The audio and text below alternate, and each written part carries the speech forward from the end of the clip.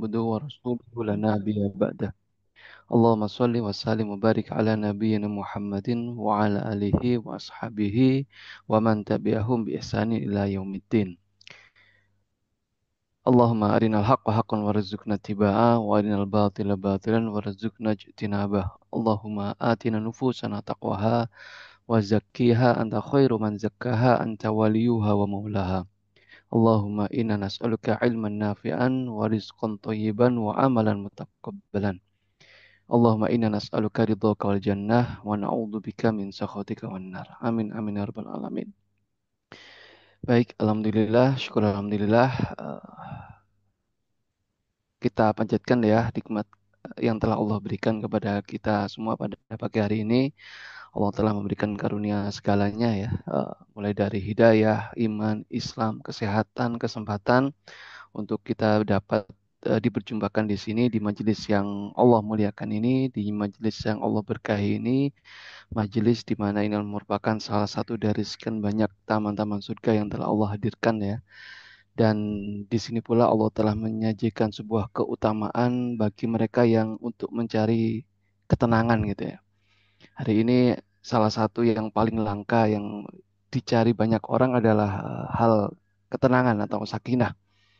Begitu banyak orang mengeluarkan banyak materi, dana, biaya untuk mencari ya yang namanya ketenangan gitu ya.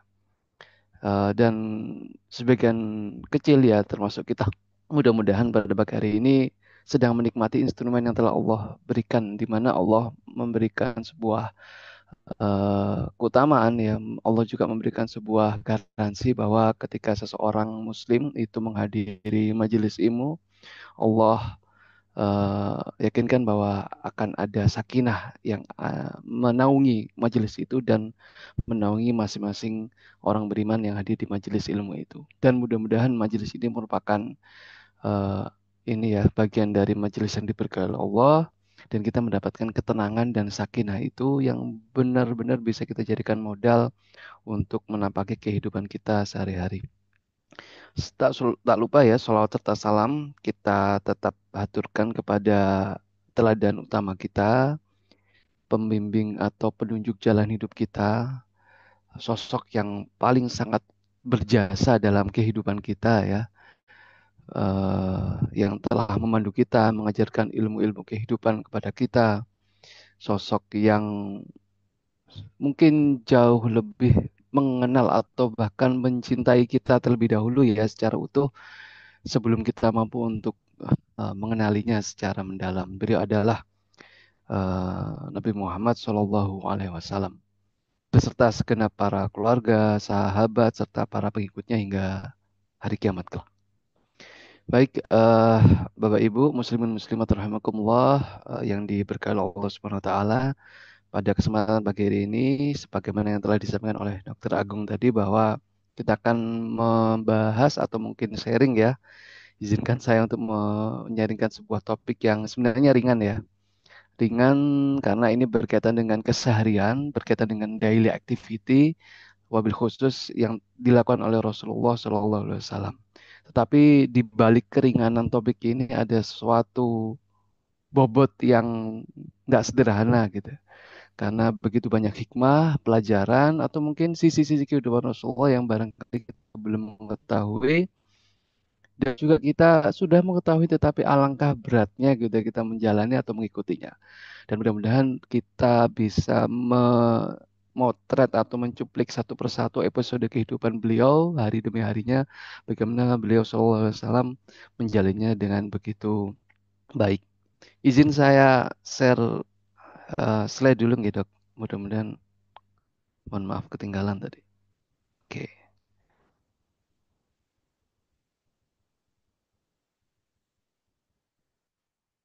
apakah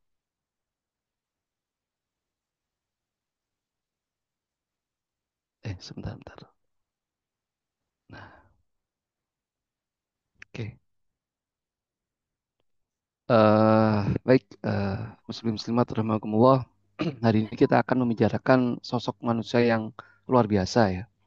Manusia yang istimewa, yang hari-harinya itu dipenuhi dengan keberkahan. Dan ketika kita mencoba untuk meneladani ini semua, dijamin ya otomatis hari-hari kita akan penuh dengan nikmat, luar biasa baik gitu ya, sehat juga luar biasa, berkahnya pun juga insya Allah gitu. Rasulullah SAW disebutkan sebagai kana ahsanan nas khulqan wa khuluqan gitu. Bahwa beliau itu adalah sosok yang keberadaannya yang paling baik penciptaannya ya. Kondisi penciptaan Rasulullah adalah penciptaan yang terbaik, ahsanan nas khalqan wa khuluqan. Bahkan tidak hanya sebagai fisik perangainya saja yang baik, tetapi wa khuluqan ya, akhlaknya pun juga istimewa gitu. Istimewa dan semuanya layak dan pantas untuk kita teladani. Kita sudah sedikit banyak menyinggung ya tentang bagaimana pertumbuhan dan perkembangan Rasulullah SAW sebelum beliau menjadi nabi di episode yang sebelumnya kalau tidak salah ya. Dan itulah sebuah fase persiapan ya bagaimana Allah SWT benar-benar memberikan sebuah apa ya fase kehidupan kurang lebih 0 sampai 40 tahun itu Rasulullah menjalani kehidupan dengan berbagai macam peristiwa, berbagai macam apa ya, ya bisa bilang tantangan, cobaan yang itu sudah dikondisikan, disetting dalam tanda kutip ya oleh Allah SWT sehingga di usia 40 tahun benar-benar Rasulullah itu sudah siap untuk menjadi nabi dan menjalankan atau memegang peran amanah beliau untuk menjadi teladan utama. Nah, pada hari ini kita mencoba untuk memotret ya, gimana sih nabi hari-harinya yang itu pantas untuk kita teladani tadi.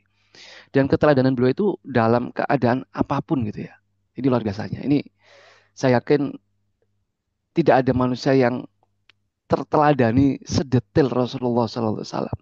Beliau bisa menjadi teladan sebagai sosok suami, bisa menjadi teladan sebagai sosok ayah, teladan menjadi sosok kakek bahkan, bisa teladan juga menjadi sosok anak. Ya, kita sudah sedikit banyak membahas waktu lalu bagaimana beliau menjalani eh, fase anak-anak beliau, menjadi cucu gitu, menjadi paman, menjadi teman, menjadi sahabat, menjadi pemimpin, menjadi ahli ekonom, menjadi apa ya, ahli militer, ahli administrasi, tata negara dan seterusnya dan seterusnya. Saya yakin tidak ada sosok manusia yang sedetail ini ya.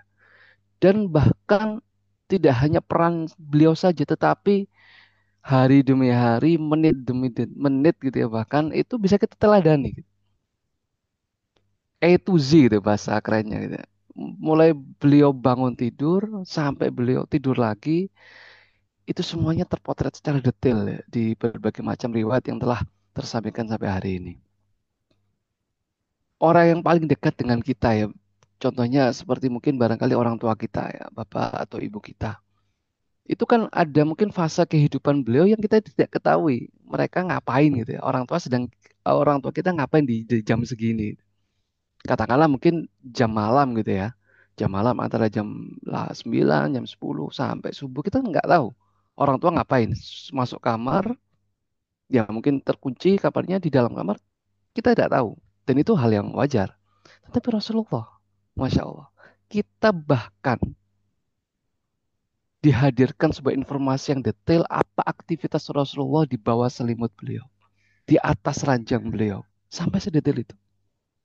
Dan ini adalah sosok manusia yang istimewa luar biasa dan itu bagian dari ini ya keniscayaan juga bahwa itu adalah aspek-aspek keteladanan atau mungkin ya kalau tidak terpotret secara detail seperti itu ya nggak bisa kita teladani juga gitu kan.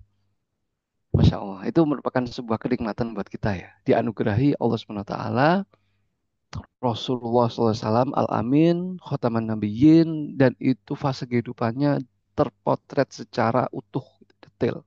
Dan coba kita kupas ya, sedikit ya, sangat sedikit ya, karena memang bahasannya sangat banyak kalau kita mau mendetailkan. Para ulama sudah menjelaskan, menjelentehkan itu juga sangat detail juga. Mungkin akan saya berikan beberapa contoh ya. Ini contoh sangat sederhana, gitu. Sangat sangat kecil sekali. Yang akan banyak saya ambil materi pada pagi hari ini adalah dari buku yang pertama nih ya. yang berjudul Al-Yaum An-Nabawi karangan Abdul Wahab bin Nasir At-Toiriri, atau terjemahannya ada Alhamdulillah agenda harian Rasulullah SAW. Itu halamannya sekitar 100, berapa ini? 164 sampai akhir ya. 163, 164 halaman. Ya, ringkas, sangat ringkas. Tapi kalau kita coba konversikan atau mungkin apa ya, refleksikan ya kepada diri kita, bisa nggak sih kita sebagai sosok pribadi kita menulis agenda harian kita gitu. Itu nyampe nggak sih 160-an halaman itu? Rasanya mustahil deh. Kita bangun tidur, kita ngapain aja kita tulis. Kemudian setelah bangun ngapain, sore pagi ngapain, siang ngapain, coba kita list gitu ya. Kira-kira apakah nyampe 160 halaman? Ya, luar biasa gitu ya. Luar biasa. Kecuali kita ini mungkin ya, tokoh terkenal di negeri ini gitu. Tapi ada yang cukup lebih ini lagi ya, di atas buku ini lebih tebal lagi, yaitu Amal Yaum Walailah. Ini juga cukup terkenal. Amalul Yaum Walailah karena serangan Imam An-Nasai ini, kalau tidak salah jumlah halamannya 650, 650 halaman. Cukup detail harian beliau digambarkan oleh Imam An-Nasai di sini rahimahullah. Nah, dan ada yang lebih detail, bagaimana peristiwa-peristiwa Rasulullah SAW tidak hanya secara kronologis tetapi juga harian beliau. Ini kitabnya namanya Subulul Huda wa Rasyad, karangan Muhammad bin Yusuf As-Solihi Asy-Syami. 14 jilid. Ini bahasa Arabnya ya. Ini saya yakin belum ada terjemahannya ya. Ini kalau dikonversikan halaman kira-kira berapa ini ya? Kalau satu jilidnya aja ya mungkin 500 lah ya, mungkin tebel kan itu. 500 halaman kali 14 ya 7.000. 7.000 halaman kehidupan Rasulullah. Dan ini satu dari sekian banyak kitab yang membahas tentang keseharian Rasulullah SAW. Dan akan kita coba sharing, angkat selama 30 hingga 40 menit ke depan. Nah, kan rasanya mustahil gitu ya untuk dijelaskan secara detail. Maka dari ini kita sharingkan, mudah-mudahan Utut mulai saat beliau bangun tidur sampai menjalani harinya secara utuh, dan saat beliau di malam hari seperti apa. Sebelum kita mulai, oh mohon maaf, saya lupa mengklik slide-nya ya. Oh iya ini. Ini ya bukunya ya. Eh, yang pertama ini ya, ini bukunya. Mungkin bisa di buku online banyak banget. Harian Rasulullah, Al-Yaum An-Nabawi karangan Imam At-Toriri, Abdullah bin Nasir At-Toriri. Kemudian yang kedua Amal Yaum Wal Lailah, ini juga cukup terkenal karangan Imam An-Nasai. Dan yang sangat tebal ini karangan Muhammad bin Yusuf. Ya, kalau mau mau mengkaji yang lebih detail yang kanan, tapi bahasa Arab ini, bahasa Arab. Oke, izinkan saya memulai dari sebuah hadis ya yang disampaikan oleh Ibnu Majah tentang usia umat Rasulullah Shallallahu Alaihi Wasallam. Eh, Beliau menuturkan Shallallahu Alaihi Wasallam, "A'maru ummati ma baina sittin ila sab'ina wa aqalluhum man yajuzu dzalik." Bahwa usia umatku, ya umatnya Rasulullah SAW, kita semua ini ya, itu antara 60 sampai 70 tahun. Dan hanya sedikit yang bisa melampaui usia tersebut. Jadi rata-rata, kalau mau di rata-rata secara statistik gitu ya, ini kalam nubuah, itu cuma sampai 60-an, maksimal 70, dan cuma sedikit aja yang hanya melewati usia 70 tahun. 80, 90 itu sangat sedikit. Dan ini apa ya?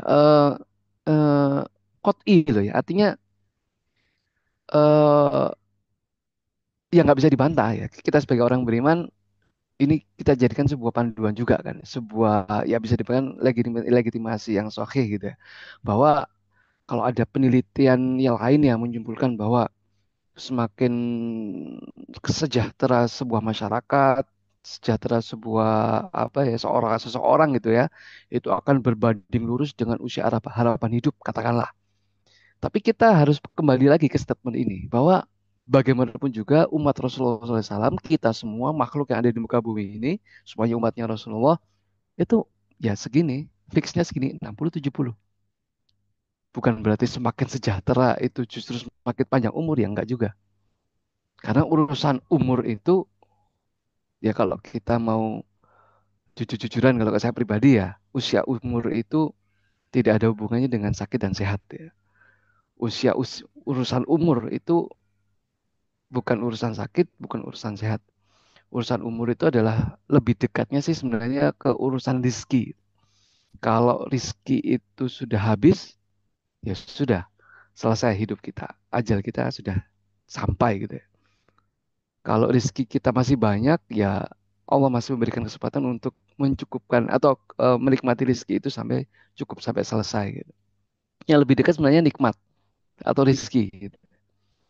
Kalau semakin sakit seseorang, apakah orang itu semakin kurang usianya? Ya enggak juga gitu. Semakin sehat, apakah semakin panjang usianya? Ya enggak juga. Oleh karenanya ini kita sebuah sebuah kita jadikan sebuah garis besar. Intinya adalah Bapak Ibu sekalian, di usia 60-an ini yang sudah digariskan oleh Rasulullah SAW melalui wahyu dari Allah Taala, bagaimana caranya di usia ini kita bisa menjalankan misi kita sebagai seorang hamba dari Allah Taala. Yaitu intinya adalah bagaimana kita menjalankan hidup ini secara produktif. Hidup ini secara eh, ya tugas kita selesai gitu ya. Usia kita selesai, ajal kita datang, ya tugas kita, misi kita, hidup kita semuanya selesai. Itu intinya sebenarnya. Ini dijadikan sebuah tolak ukur, sebuah panduan bahwa berapapun usia kita, mau kurang dari 60 atau sesuai dengan usia rata-rata atau bahkan lebih, itu usia harus diisi dengan produktivitasan, diisi dengan amal soleh, diisi dengan eh, memenuhan bekal-bekal kita untuk menjalankan misi kehidupan di dunia dan nanti kita jadikan bekal untuk kehidupan kelak di akhirat. Dan ini nyata juga ya di para sahabat.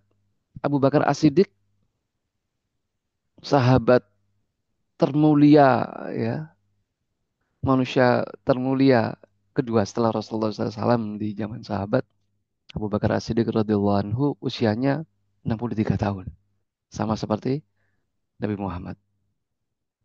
Usia wafatnya Umar, mungkin ada yang sudah tahu, sama 63 tahun. Abu Bakar, Umar sama usianya wafat. 63 tahun, sama seperti Rasulullah. Utsman bin Affan, apakah sama seperti Rasulullah? Enggak. Utsman bin Affan agak lebih panjang, usianya 80-an tahun.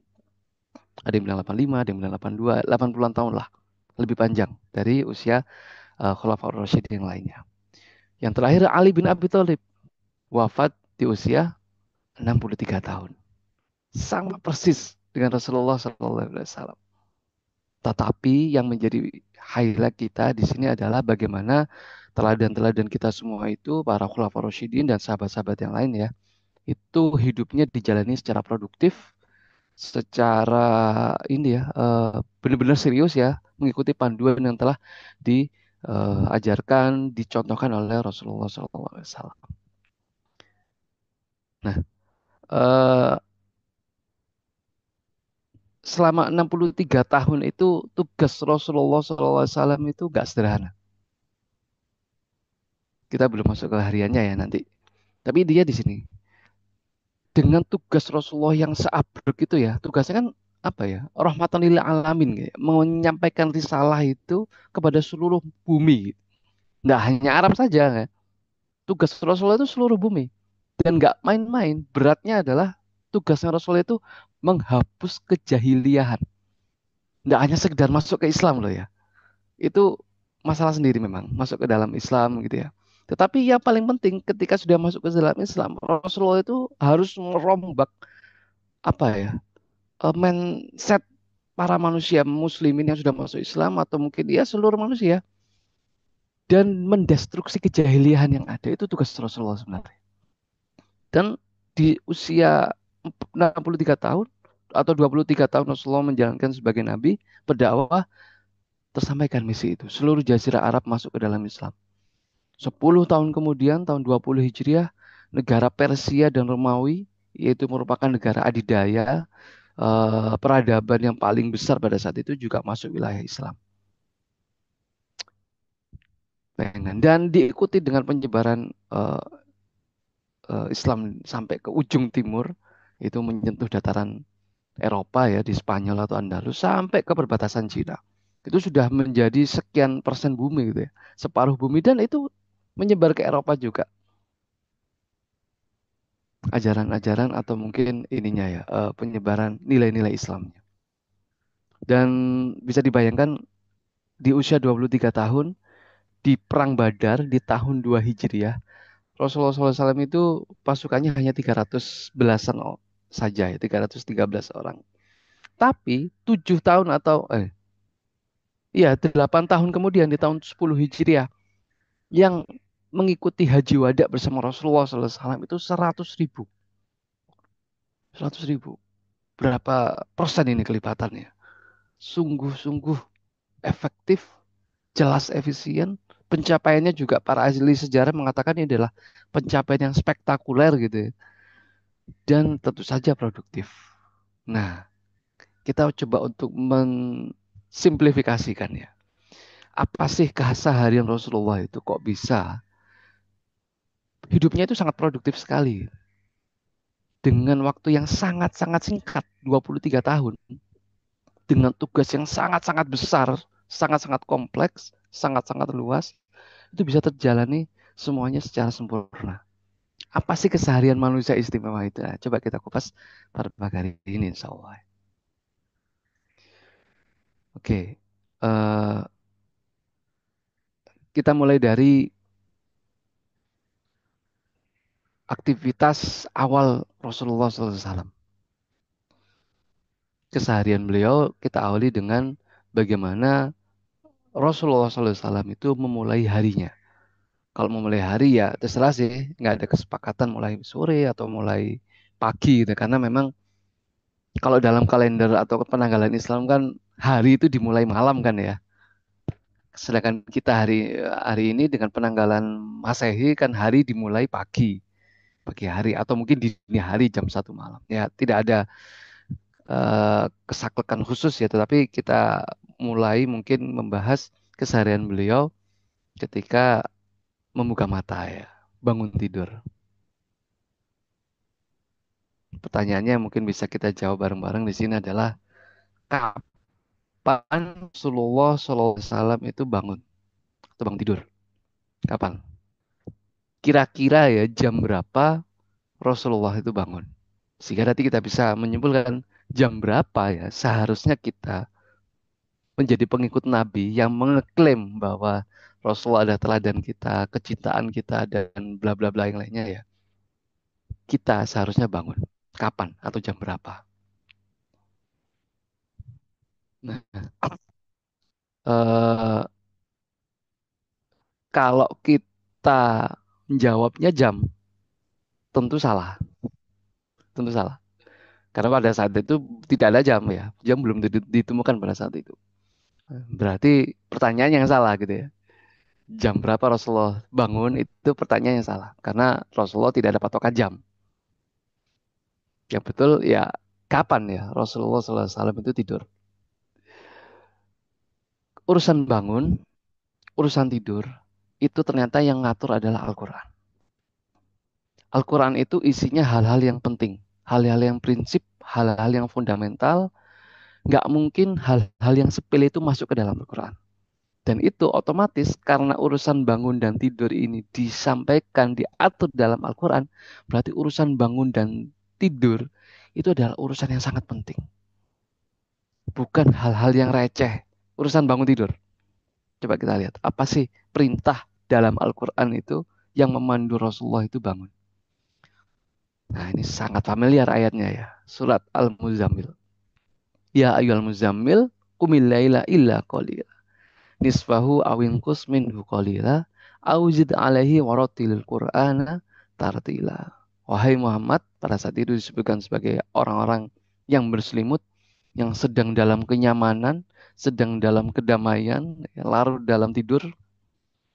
Kum, bangun. Bangun di sini untuk sholat malam ya. Di malam hari, illa qalila. Ya, sebagian saja bangunnya. Kapan? Nisfahu awin kusminhu qalila. Nisfahu, seperduanya, atau setengahnya, atau separuhnya, atau bisa kurang dari itu, atau bahkan lebih. Auzid alaihi waratil Qur'ana tartila. Jadi kapan Rasulullah bangun? Separuh malam. Setengahnya malam Rasulullah itu disuruh oleh Allah bangun untuk qiyamul lail. Kapan? Setengah malam. Nah, baru kita coba menerjemahkan, mengkonversikan pada hari ini. Kapan Rasulullah bangun jam berapa ya? Kira-kira ya. Malam itu dimulai maghrib. Kemudian berakhir atau ini ya, dimulai pada saat matahari tenggelam. Kemudian berakhir saat matahari terbit atau fajar itu terbit. Jadi berakhir malam itu ketika subuh.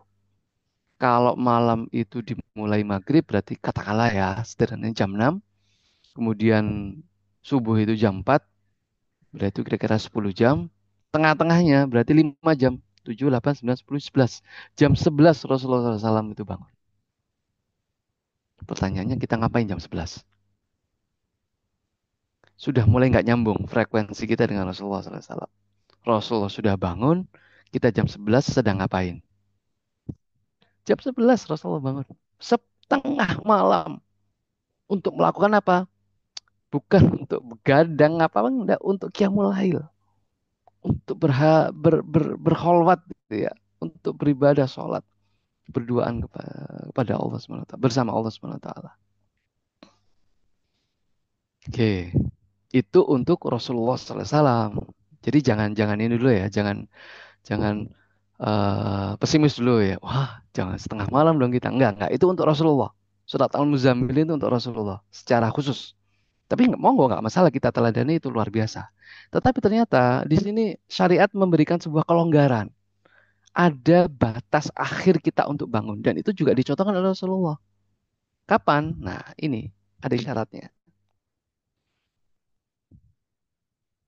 Sesungguhnya Bilal itu mengumandangkan azan di malam hari untuk membangunkan orang yang tidur dan mengembalikan orang yang qiyamul lail di antara kalian. Maksudnya gimana nih Bilal? Adzan. Ini di Madinah dulu, di Masjid Nabawi, ketika subuh atau menjelang subuh, itu kalau pagi ya, itu ada 2 kali adzan. 2 kali adzan. Walau kalau sekarang, kalau nggak salah ya, 2 kali ya, saya lupa. Di Masjid Nabawi sekarang berapa kali adzan ya? Saya lupa ngecek ini. Kalau dulu 2 kali adzan. Seingat saya kalau sekarang masih 2 sih. Apa sih? Apa maknanya 2 kali? Dan ini sering banget kita juga mendengar di beberapa masjid ya di negeri ini gitu ya. Di Surabaya ada beberapa masjid itu 2 kali adzannya. Apa fungsinya? Yang 2 kali adzan ini juga dengan orang yang berbeda. Yang pertama adalah Bilal, yang kedua adalah Abdullah bin Umi Maktum, sahabat Rasulullah yang buta itu tahu ya, masih ingat? Mudah-mudahan ada yang tahu. Abdullah bin Umi Maktum. Jadi adzan pertama Bilal, adzan kedua Abdullah bin Umi Maktum. Dan kadang-kadang gantian ya. Tapi di hadis ini disebutkan Bilal. Adzan kedua jelas, itu penanda sholat subuh. Nah, adzan pertama fungsinya ini di hadis riwayat An-Nasai ini. Yang pertama adalah ada 2 fungsi ya. Yang pertama adalah membangunkan orang yang sedang tidur. Nah ini, tidur malam dibangunkan di waktu ini untuk ngapain? Ya untuk qiyamul lail. Adzannya Bilal itu untuk bangunin para muslimin. Ayo bangun. Habis ini mau subuh. Jangan lupa untuk salat malam. Itu fungsi yang pertama.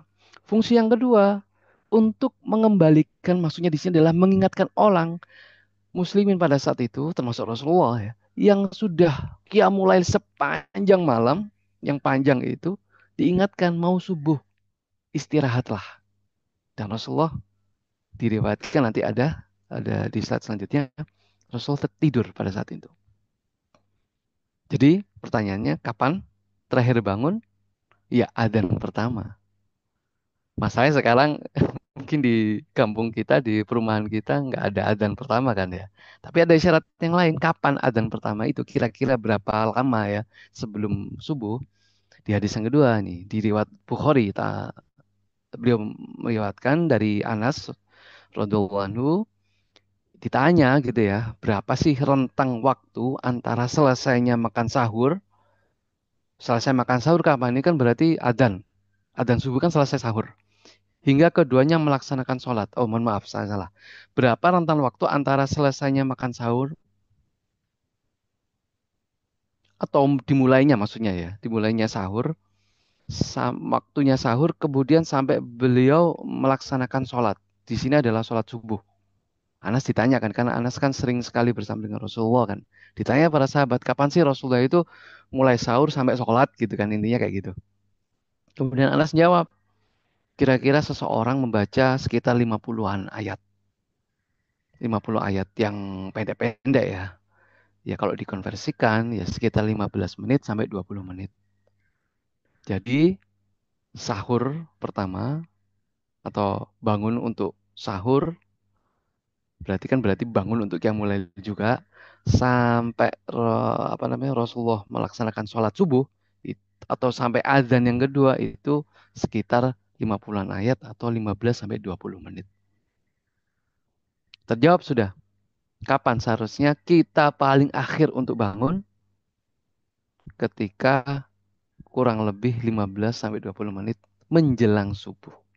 Sehingga ada waktu cukup, iya insya Allah cukup kan ya.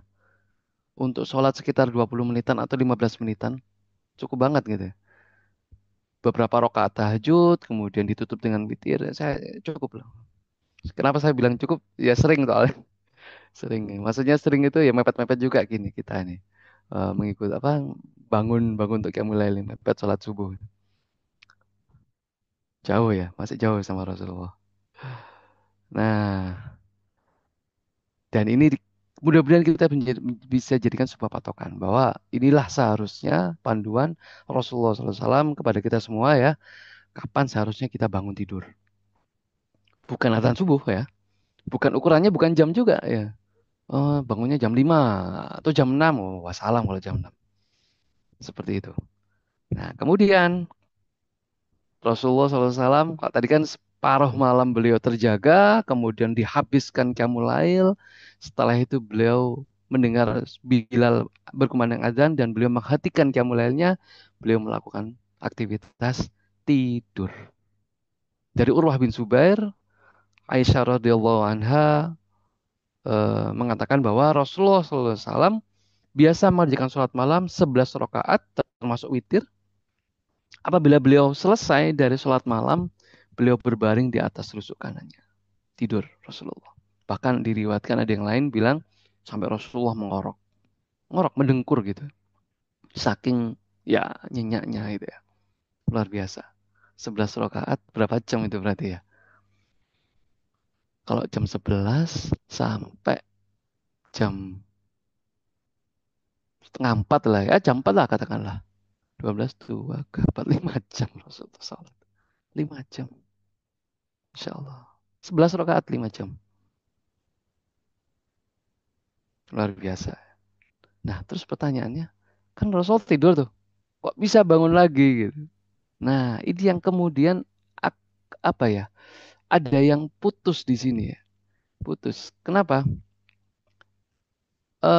Pembahasan bangun tidur, pembahasan atau pembahasan aktivitas setelah bangun bahkan ya aktivitas bangun tidur itu nggak boleh dipisahkan dengan pertanyaan kapan kita seharusnya memulai tidur.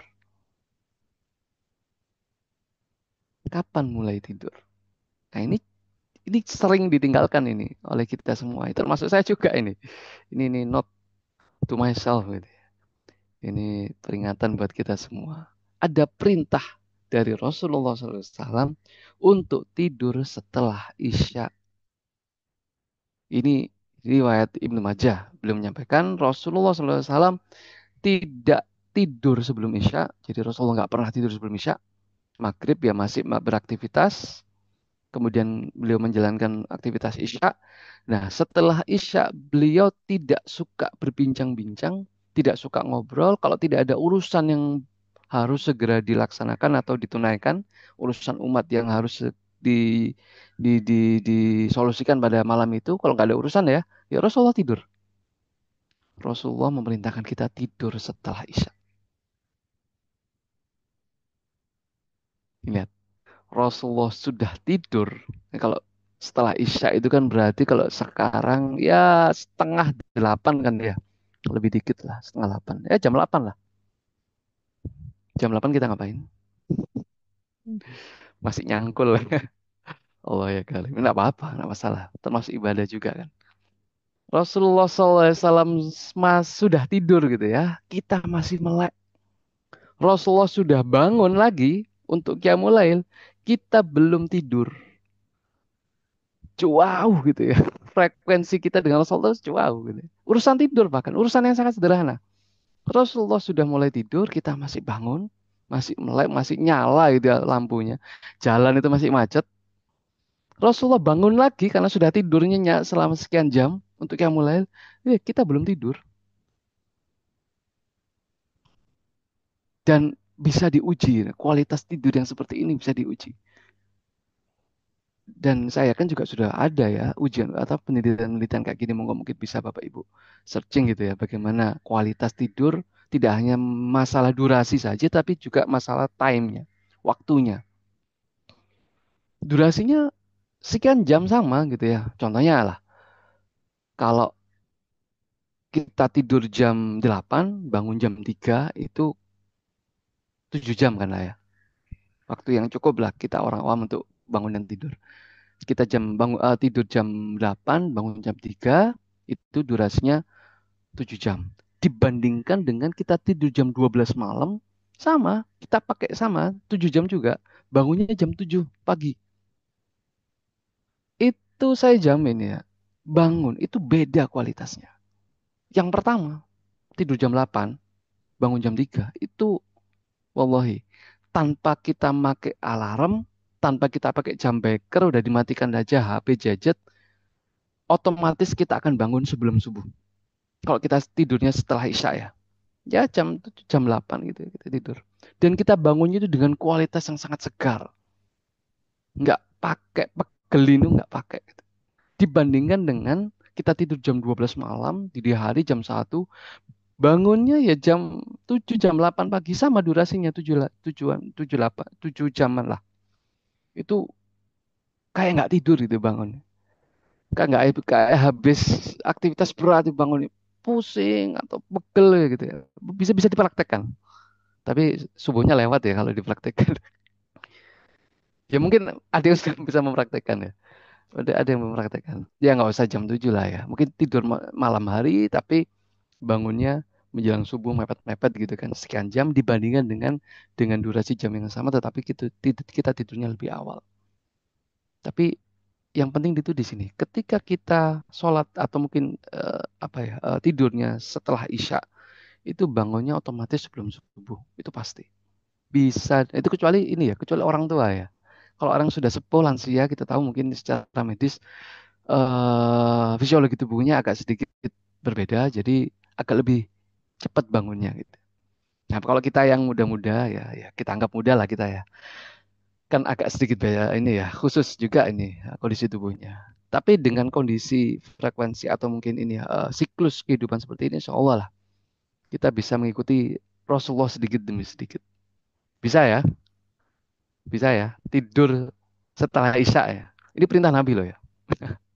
Kita nggak disuruh bangun masjid, enggak. Kita tidak disuruh ngafalin Quran, baca kitab, enggak. Kita itu hanya disuruh tidur oleh Allah SWT. Disuruh tidur oleh Rasulullah. Tidurnya setelah Isya. Tapi ternyata masih berat juga gitu ya. Tidak apa-apa, kita masih belajar sama-sama, kita sedikit demi sedikit gitu ya. Setidaknya lah beberapa hari kalau tidak ada urusan yang harus segera diselesaikan, kita coba tidur setelah Isya, bangun tengah malam, menikmati kesegaran keheningan malam itu sampai menjelang subuh kita coba tidur lagi. Dan bisa menjalankan aktivitas subuh hari dengan lebih segar. Jadi berapa kali Rasulullah tidur?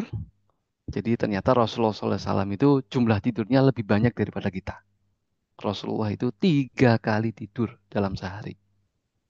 Ini sudah jam 7 ya. Masih urusan bangun tidur. Ya, mudah-mudahan cukup nanti. Yang pertama setelah Isya tadi ya, tidur malam sampai pertengahan malam. Kemudian Rasulullah qiyamul lail. Kemudian yang kedua menjelang subuh tadi sudah kita bahas. Kira-kira ya 15 sampai 20 menit menjelang subuh itu Rasulullah tidur.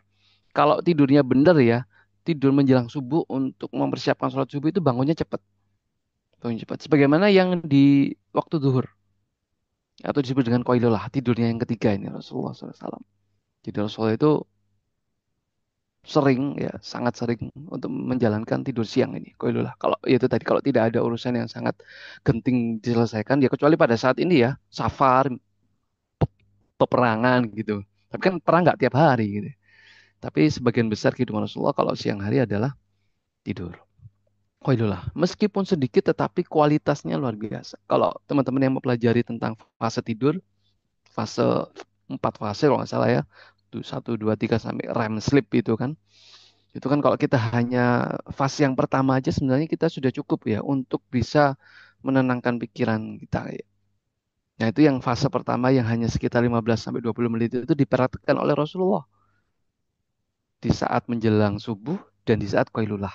Tapi yang deep sleep, tahu ya istilah deep sleep untuk kesehatan kita gitu ya. Itu ya diperhatikan juga oleh Rasulullah menjelang Isya itu tadi. Rasulullah sangat-sangat deep ininya tidurnya. Dan ya ini masalah adab ya, kita tidak singgung. Masalah kita hanya keseharian Rasulullah apa aja, tapi masalah adab insya Allah lebih detail lagi. Memperhatikan sunnah-sunnah Rasulullah SAW ya, bangun tidur ngapain, menghadap mana, kemudian membaca apa, zikirnya itu juga sebisa mungkin tidak kita lewatkan gitu. Oke, setelah itu azan yang kedua. Azan yang kedua yang dilantunkan oleh Abdullah bin Umi Maktum menandakan subuh, Rasulullah bangun, tentu saja dengan adab bangun tidur seperti apa. Insya Allah beberapa dari kita sudah tahu ya, memakai siwak, kemudian berwudu, zikir-zikir tertentu. Kemudian. Nah, ketika Rasulullah bangun itu, beliau melihat istrinya. Kalau istrinya sudah bangun, apa yang dilakukan oleh Rasulullah SAW sambil menunggu waktu subuh, Rasulullah ini bercengkrama dengan istrinya. Luar biasa ini. Pagi hari, dini hari gitu ya, menjelang subuh, fresh-freshnya itu ngobrol dengan istri. Itu kok sensasinya beda. Mungkin bisa dipraktekkan bagi yang sudah berkeluarga ya. Menjelang subuh ngobrol. Itu Rasul sering melakukan itu, seperti itu. Tetapi kalau istrinya masih tidur, nah ini yang menarik. Menjelang komat itu tadi, Rasulullah SAW tidur di samping istrinya itu dengan posisi miring. Kalau istrinya masih tidur ya, apapun penyebabnya ya mungkin sedang halangan atau mungkin sedang kelelahan dan lain sebagainya, Rasulullah ikut tidur. Ya ini ya ini topik topik ini ya, romantisme lah ya. Ya, tidur di samping istri Rasulullah dengan miring menghadapi istrinya itu. Luar biasa sampai istrinya terbangun. Nah, oke, nggak usah perpanjang-panjang masalah ini, itu bab lain ya, tentang romantisme. Kemudian selanjutnya Rasulullah SAW itu, ya tentu saja ini yang tidak pernah ditinggalkan oleh Rasulullah, yaitu qobliyah subuh. Setelah azan, kemudian Rasulullah SAW melaksanakan sholat 2 rakaat sebelum subuh.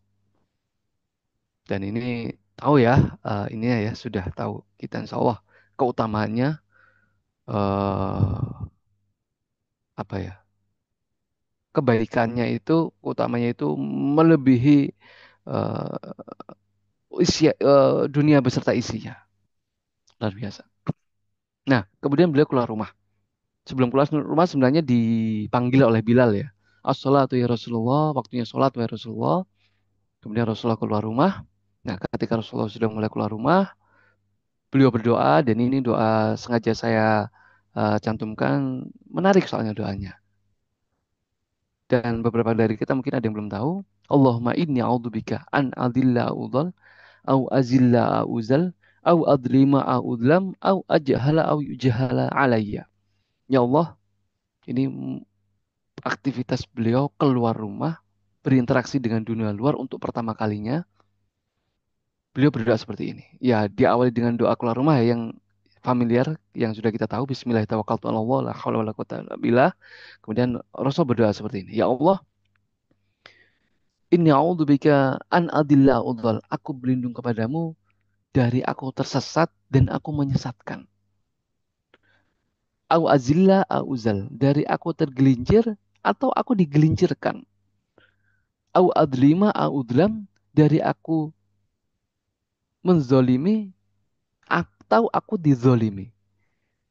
Au ajahala au yujahala alaya. Dan dari kebodohanku sendiri atau aku dibodohi oleh orang lain. Ini kayak semacam doa apa ya, proteksi gitu ya, agar kita sebagai seorang muslimin itu benar-benar terlindung dari Allah, terlindung dari mara bahaya, tersesat, tergelincir, terzolimi, terbodohi, gitu ya, gampang dibodohi dan seterusnya. Dan ini doa yang sangat bermanfaat dan menarik ya. Mudah-mudahan bisa kita amalkan. Nah, kemudian ya aktivitas subuh lah ya. Eh, Tidak saya singgung ininya. Rakaat subuhnya jelas dua, kemudian bacaan subuhnya seperti apa. Insya Allah kita semua sudah mengetahuinya. Nah, ini yang cukup detail di sini, yaitu aktivitas setelah subuh. Dari Jabir bin Samurah radhiyallahu anhu, Rasulullah SAW berkata, Nabi SAW apabila beliau berkata ya Jabir ini, Nabi SAW apabila telah melakukan sholat subuh di masjid, setelah beliau mengimami sholat, beliau duduk bersila di tempat duduknya sampai terbitnya matahari yang putih indah sinarnya. Jadi beliau tidak pernah melakukan aktivitas, maksudnya tidak ada aktivitas yang itu dilakukan di luar masjid. Jadi berdiam diri di masjid sampai apa, fajar itu terlihat. Ya bahasa kita adalah syuruk ya. Dan aktivitas ini tidak hanya sekedar duduk, banyak sekali aktivitas Rasulullah. Di buku ini diberikan detail, ada 11 atau mungkin 10-an aktivitas yang itu sering dilakukan oleh Rasulullah. Ya enggak semuanya ya, tapi di hari-hari tertentu beliau melakukan aktivitas ini, aktivitas itu. Contohnya ini. Ini aktivitas Rasulullah setelah subuh ya. Jelas berzikir. Zikir setelah subuh atau mungkin zikir pagi yang itu sudah kita ketahui bersama ya. Ada yang banyak memberikan rangkuman-rangkumannya. Salah satu yang paling familiar adalah zikir al-ma'surat ya. Beliau melakukan atau membaca itu bersama para sahabat. Kalau tidak berzikir, beliau ya berzikir jelas ya. Kemudian ada kalanya beliau ini memberikan nasihat. Luar biasa ya. Memberikan nasihat tetapi bukan sembarang nasihat di sini. Kebanyakan yang beliau sampaikan di pagi hari nasihatnya itu adalah mau idotan wajilat minhal qudubu wa ghawarat minhal uyun. Nasihatnya itu benar-benar nasihat yang membuat hati ini takut, hati ini terperangah gitu ya. Dan mata ini senantiasa bercucuran air, menangis. Nasihat yang menyentuh hati. Ini pas banget gitu ya, pagi hari yang belum ada riuh-riuh kesibukan gitu ya, masih seger, kemudian hati juga masih damai. Itu seakan-akan dengan nasihat dari Rasulullah SAW itu tersiram dengan dahaga yang lebih sejuk lagi. Ini kan membuat jiwa seseorang itu semakin apa ya, semakin semakin teduh gitu kan. Dan nasihatnya benar-benar nasihat penyejuk jiwa. Kebanyakan sahabat meneteskan air mata dan beberapa menyangka nasihat yang diberikan oleh Rasulullah itu seakan-akan ini hari terakhir Rasulullah. Ini kayak pesan terakhir Rasulullah. Ini Rasulullah kayak mau wafat gitu loh. Atau setidaknya kita mau akan berpisah dengan Rasulullah. Seakan-akan itu kayak gitu. Ya, mungkin ini bisa kita, meskipun sulit ya, tapi kalau teman-teman atau beberapa bapak ibu di sini punya kebiasaan bermajelis dengan keluarga barangkali ya, setelah subuh bisa lah dipraktekkan gitu. Kita memberikan nasihat kepada suami atau istri, saling lah, saling menasehati pada anak-anak dengan nasihat-nasihat penyentuh jiwa kayak gitu. Itu ya cukup bisa menyegarkan jiwa kita gitu ya, menyehatkan mental kita juga insya Allah. Luar biasa. Sesekali Rasulullah juga ini menanyakan mimpi. Wah, ini juga jarang kita lakukan ini. Nah, nafsir mimpi ini ada syariatnya loh ya. Jangan sembarangan juga ini. Ada aturannya juga. Syariat mengaturnya bahwa mimpi itu bisa ditafsirkan, bisa ditakwilkan. Karena sesungguhnya mimpi itu ada tiga. Yang pertama adalah mimpi yang bisa ini ya ditafsirkan ya ru'yah minallah, mimpi dari Allah. Kemudian yang kedua adalah mimpi dari setan, mimpi buruk biasanya. Hulmu minasyaiton, dan ini jelas tidak bisa ditakwilkan ya. Dan bahkan kita disyariatkan untuk melakukan zikir tertentu ketika mendapatkan mimpi buruk. Dan yang ketiga adalah mimpi yang tidak bisa ditafsirkan juga, yaitu mimpi yang berasal dari hadisun nafs. Jadi keinginan-keinginan dari diri kita sendiri. Jadi kalau kita sehari-hari pengen, contohnya jalan-jalan ke, contoh ya, ke Korea gitu ya, katakanlah. Terus kemudian kita mimpi berada di Korea, itu tidak bisa ditafsirkan, gitu. Kita sehari-hari melakukan aktivitas, contohnya eh, Dokter Agung ini ya, contohnya aktivitas sehari-hari di atas mikroskop gitu ya. Kemudian mimpi kita juga sama, sedang memegang mikroskop ngapain kita, itu tidak bisa ditafsirkan. Jadi yang ditafsirkan itu biasanya mimpi yang eh, contohnya ya, ketika Rasulullah tanya, ada yang bermimpi di antara kalian, wahai sahabat? Kemudian ada yang mengatakan, wahai Rasulullah, aku mimpi berada di tanah yang hijau. Kemudian aku mendapati sebuah mata air. Kemudian di situ ada tiang.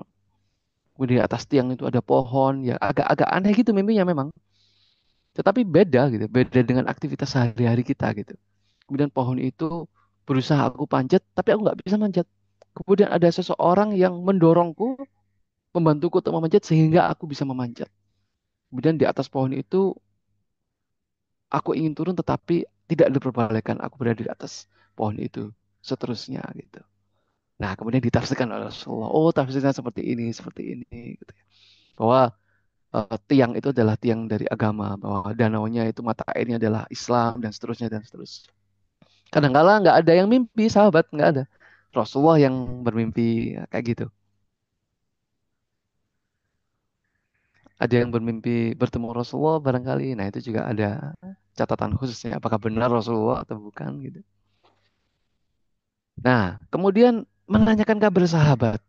Nah, ini yang Masya Allah luar biasa dari Rasulullah SAW. Sebagai seorang pemimpin, Rasul itu sering sekali mengecek satu persatu sahabatnya. Ketika sholat subuh, siapa yang datang? Si Fulan, kenapa nggak datang? Kenapa nggak sholat? Ditanya, apakah sakit? Apakah wafat? Gitu ya. Suatu kali sahabat terdekat dari Rasulullah, sahabat Ansor, namanya Sa'ad bin Ubadah, itu nggak hadir di sholat subuh itu. Gimana? Saat ditanya Rasulullah, gimana saat? Wahai Rasulullah, saat sedang sakit dan kabarnya sakitnya cukup keras, cukup parah.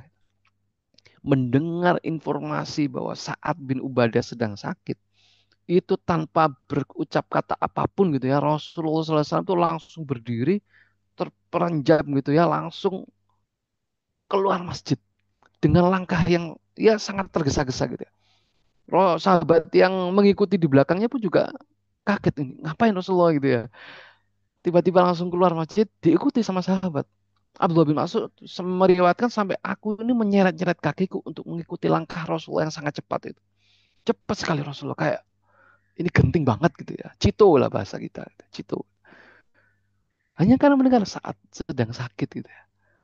Ditinggal itu majelis, langsung bergegas menuju rumahnya Sa'ad bin Ubadah Al-Ansori. Salah satu pemimpin Ansor ini. Kemudian menemui keluarganya langsung. Di mana saat? Di mana saat? Apakah dia sudah meninggal gitu? Saking khawatirnya Rasulullah kan ya. Oh, tidak wahai Rasulullah, kata keluarganya saat sedang sakit, tapi kali ini dia sedang pingsan, sedang tidak sadar. Kemudian Rasulullah menemui saat melihat fisik yang sedang lemah itu ya, terbujur kaku itu, saat sedang pingsan, Rasulullah menangis. Nangis Rasulullah. Kemudian Rasulullah mendoakan. Melihat Rasulullah nangis ya, sahabat-sahabat lainnya yang ikut itu nangis semua.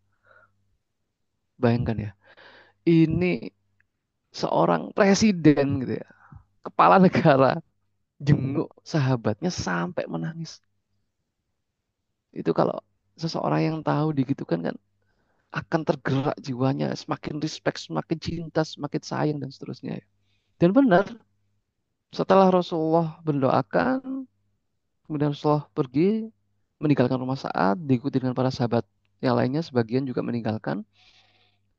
Beberapa saat kemudian Sa'ad bin Ubadah ini siuman gitu ya, sadar, kaget. Kenapa kok semuanya matanya sembab habis menangis gitu? Ada apa kalian semua menangis? Tidak, engkau ketahui wahai saat barusan Rasulullah SAW datang menemuimu, khusus menemuimu. Dan melihatmu beliau menangis. Dan melihat Rasulullah menangis, kami semua menangis. Itu yang nggak bisa dibayangkan ya perasaannya saat itu.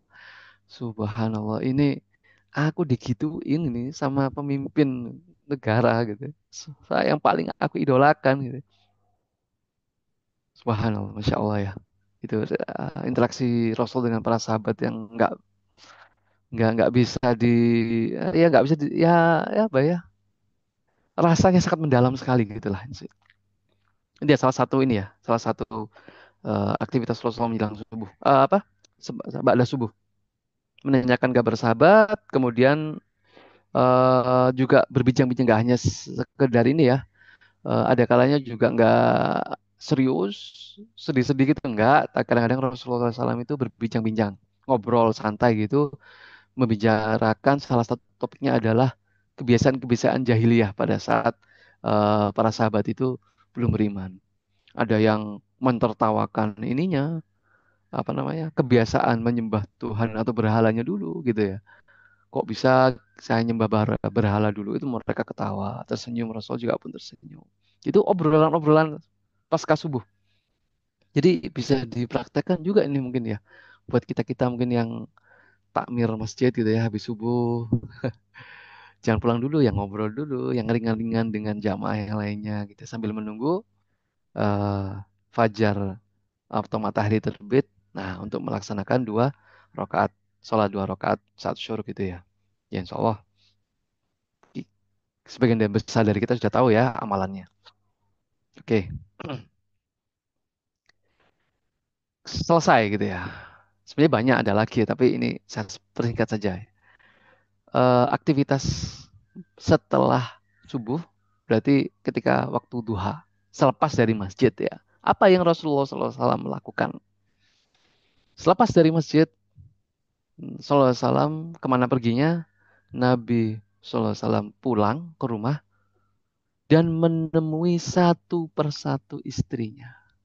Berarti ya pulangnya ke rumahnya istrinya kan ya. Otomatis ya rumah Rasulullah juga kan. Nabi temui satu persatu istrinya, Nabi ketuk satu persatu rumah istri beliau. Nabi datang sebagai suami yang terbaik yang pernah dijumpai oleh seorang perempuan ya, bayangkan. Nabi datang, Nabi sapa, Nabi senyum, Nabi nanya kabar, gimana kabar hari ini. Nabi mendoakan, masa apa hari ini.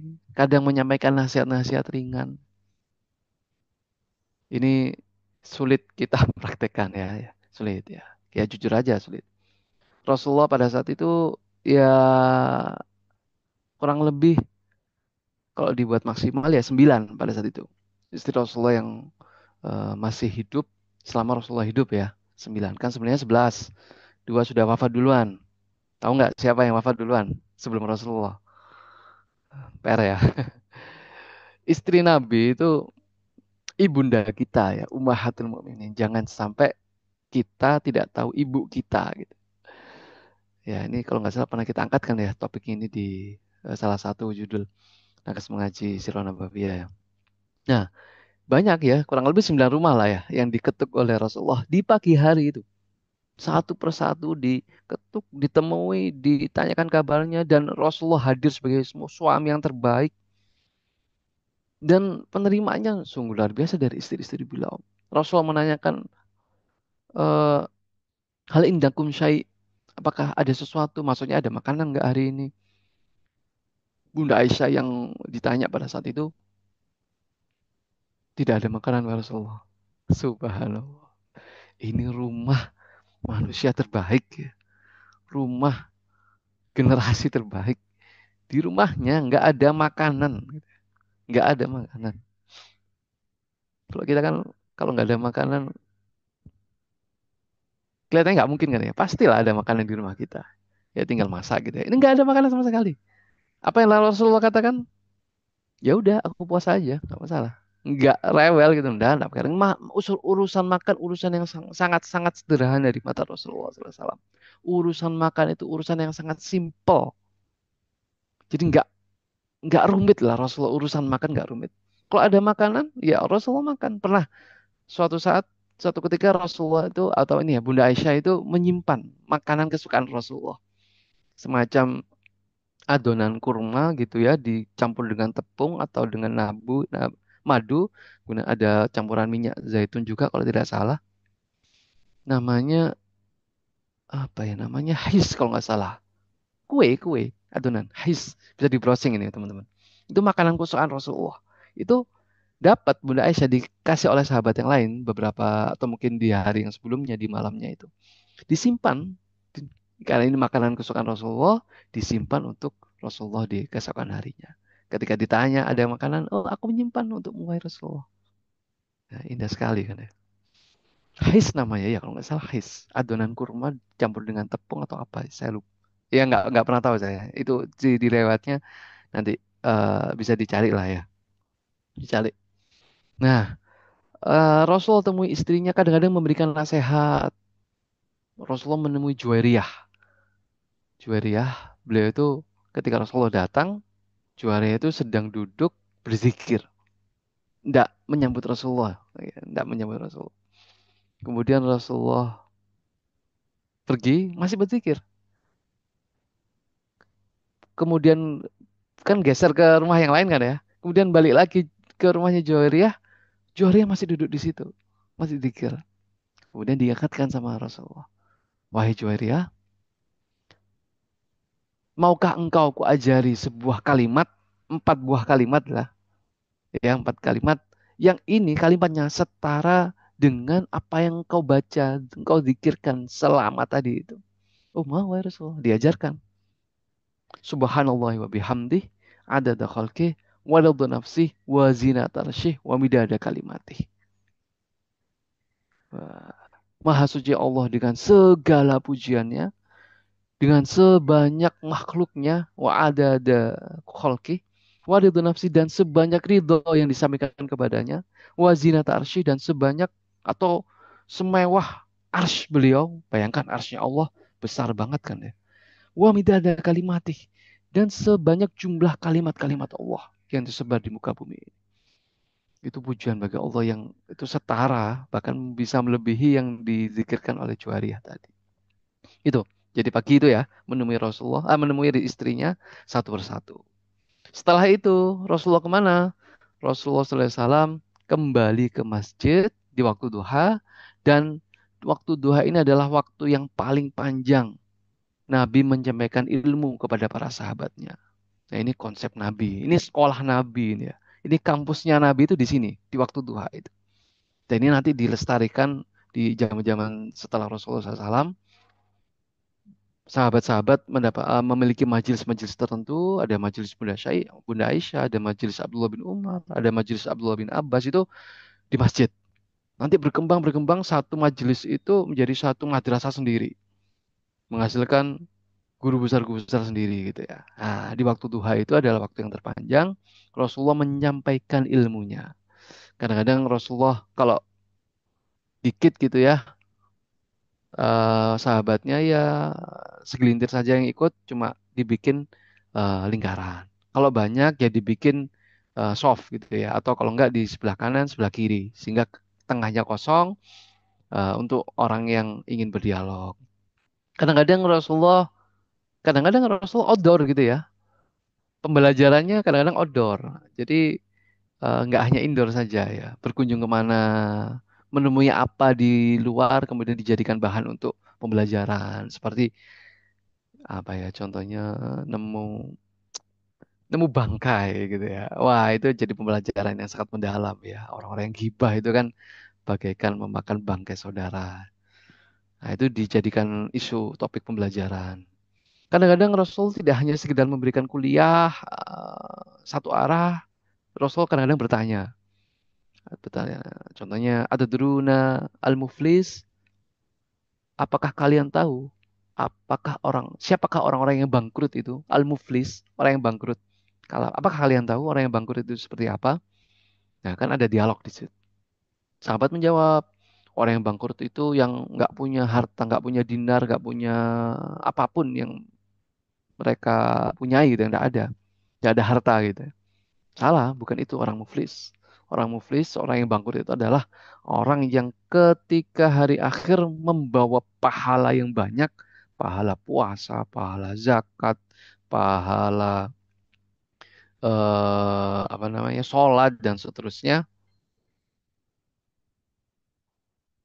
Tetapi ketika itu ditujukan kepada Allah, itu tidak bisa ditampilkan karena pahala itu telah diambil, dipindahkan kepada orang-orang yang ia zolimi, karena ia suka mencaci maki, ia suka menghina, ia suka menyakiti saudaranya. Sehingga amalan itu habis, dipindahkan ke orang-orang ia sakiti, ia zolimi. Tapi itu belum cukup, karena ia terlalu banyak menyakiti orang. Ya. Subhanallah, jangan sampai ya kita nyakiti orang ini. Benar-benar ini. Nyari musuh itu rugi gitu. Habis ini pahala orang ini, kemudian dosa orang yang tersakiti tadi itu dipindahkan kepada orang itu. Itulah sesungguhnya orang yang bangkrut. Orang itu masuk kepada neraka. Nah, ini contoh pembelajaran Rasulullah ya, dengan dialog. Dengan dialog yang eh, dua arah. Kadang-kadang pakai alat peraga gitu ya. Pembelajaran Rasulullah kadang-kadang pakai alat peraga, pakai eh, dahan, kayu, kemudian juga pakai apa namanya, perumpamaan pohon gitu. Pernah Rasulullah menggambarkan tiga buah garis. Garis pertama, garis kedua, garis ketiga. Garis pertama itu Rasulullah gambarkan ini adalah apa namanya, seorang muslimin, ya seorang muslim. Kemudian garis kedua adalah ajalnya. Kemudian garis ketiga adalah yang ia cita-citakan. Jadi seorang muslim itu atau seorang manusia itu kadang-kala memiliki cita-cita yang muluk ya, cita-cita yang ya bersifat duniawian lah. Padahal dia tidak tahu bahwa ajalnya itu jauh lebih dekat dibandingkan dengan cita-cita yang ia capai itu. Wah, itu pengingat-pengingat yang sangat luar biasa. Seperti itu ya. Dan yang terakhir, di majelis Nabi itu Rasulullah SAW sering berdoa. Sering berdoa seperti ini. Saya cantumkan, Allahumma barik lana fi samarina wa barik lana fi madinatina. Oh, mohon maaf. Ini ketika kalau nggak salah pada saat itu Rasulullah SAW dihadirkan buah kurma. Jadi orang-orang Madinah baru panen, dibawa ke Masjid Nabawi, ingin didoakan oleh Rasulullah. Benar Rasul mendoakan di tengah-tengah majelis itu. Allahumma barik lana fi samarina wa barik lana fi madinatina wa barik lana fi su'ina wa barik lana fi muddina. Ya Allah, berikanlah kepada kami keberkahan atas buah-buah kami, atas kurma-kurma ini ya Allah, berkahilah. Jadi kurma Madinah itu diberkahi. Kurma dari Madinah itu diberkahi. Jadi oleh-oleh, kalau misalnya teman-teman dapat oleh-oleh kurma, pastikan itu dari Madinah. Nah, itu jangan sampai dilewatkan untuk dibawa pulang gitu ya. Oleh-oleh yang sangat menarik gitu. Beda dengan oleh-oleh yang itu kurma impor dari negeri lain, beda. Kalau kurma Madinah itu benar-benar diberkahi karena doa Rasulullah. Dan yang paling topnya kan ajwa. Kita pernah singgung dulu tentang ajwa ya. Kenapa kok sangat-sangat diberkahi. Dan Allah berkahi juga kota ini. Allahumma inna Ibrahim kana abdika wa khalilika da'a li ahli Makkah bil barakah wa ana Muhammadin abduka wa rasuluka Ad'uka li ahlil Madinah an tubarika lahum fi muddihim wa su'aihim misli ma barakta li ahli Makkah ma'al barakta ma'al barakta barakatain. Jadi kalau Nabi Ibrahim itu sebagai hambamu ya Allah, sebagai khalilmu ya Allah, dan Nabi Ibrahim itu berdoa untuk keberkahan Makkah, maka izinkan ya Allah pada hari ini aku sebagai Rasulmu juga, sebagai Nabimu, sebagai utusanmu untuk memberi atau memohon keberkahan pula terhadap kota Madinah. Bahkan gak tanggung-tanggung ya. Keberkahan Madinah itu dua kali keberkahan kota Mekah. Ini versi doa ini ya. Luar biasa. Jadi kalau teman-teman Bapak Ibu yang sudah pernah umroh ya, vibe-nya Mekah sama Madinah itu beda. Beda banget. Ya dua-duanya sama-sama diberkahi. Tapi satunya diberkahi karena asbab doanya Nabi Ibrahim dengan ibadah haji dan seterusnya itu. Satunya Madinah itu berkah karena asbab doa dari Rasulullah Sallallahu Alaihi Wasallam. Dan itu beda, rasanya beda itu kalau umroh. Mungkin bisa dipraktekkan nanti. Duduk di Masjid Nabawi gitu ya, di tengah-tengah hiruk pikuk muslimin di sana dengan duduk di Masjidil Haram itu beda suasananya. Keberkahannya beda. Karena Rasulullah beda doanya. Kalau Rasulullah ber, apa namanya Makkah itu diberkahi dan Rasulullah Madinah juga diberkahi tapi dua kali keberkahannya. Masya Allah. Oke, kita lanjut aja ya. Waktunya tinggal dikit. Nah, terakhir, enggak terakhir ya. Maksudnya setelah selesai dari waktu duha itu Rasulullah kembali pulang ke rumahnya. Rumahnya yang mana? Ya rumahnya istri yang apa ya mendapatkan giliran jadwal pada hari itu ya. Nah, kemudian beliau melakukan aktivitas tidur siang. Qailulah. Qalilu fa inna syayatina lataqilun. Jadi ini perintah Rasulullah ini ya. Perintah untuk tidur. Sekali lagi ya, ini perintah enak banget kan ya. Kita itu disuruh tidur gitu. Disuruh tidur. Karena sesungguhnya setan itu tidak pernah tidur siang. Dan ini secara sains pun juga banyak sudah meneliti bagaimana seseorang itu bisa lebih produktif dengan istirahat siang. Sampai-sampai di Amerika itu ada yang namanya Amerika Sleep Foundation ya, memberikan fatwa ya. Allah Akbar, sampai fatwa gitu ya. Sleep Foundation di Amerika. Dan saya pernah browsing tuh Sleep Foundation di Amerika itu banyak ya. Saya kira cuma satu, banyak ternyata ada sleep apa, sleep apa gitu ya. Dan itu sama, mereka bersepakat bahwa tidur siang itu memberikan tingkat produktivitasan yang sangat tinggi untuk seseorang gitu ya. Ya udahlah kita nggak usah mengikuti eh, itu dulu ya. Kita ngikuti Rasulullah dulu, ya Rasulullah sudah mencontohkan sejak dulu. Bahwa Rasulullah melaksanakan tidur siang. Berapa menit atau berapa lama waktunya? Ya nggak lama, nggak lama. Ya ini ada yang berbeda pendapat ya. Ada yang mengatakan sebelum sholat zuhur, ada yang mengatakan setelah sholat zuhur. Tapi kebanyakan berpendapat mengambil yang sebelum sholat zuhur. Jadi menjelang sholat zuhur. Jadi bisa dibayangkan kan ya. eh, Malam itu kan habis waktu untuk sholat. Kemudian cuma istirahat sebentar, 15 menit. Kemudian bangun lagi untuk sholat subuh. Dan nggak tidur. Sampai siang. Kalau itu siklusnya benar ya, dijamin siang itu sangat-sangat ngantuk. Dijamin. Siang itu adalah aktivitas yang sangat-sangat ngantuk. Memang seperti itu settingannya. Settingan pabriknya memang seperti itu. Dan itu kita dianjurkan untuk untuk apa? Tidur.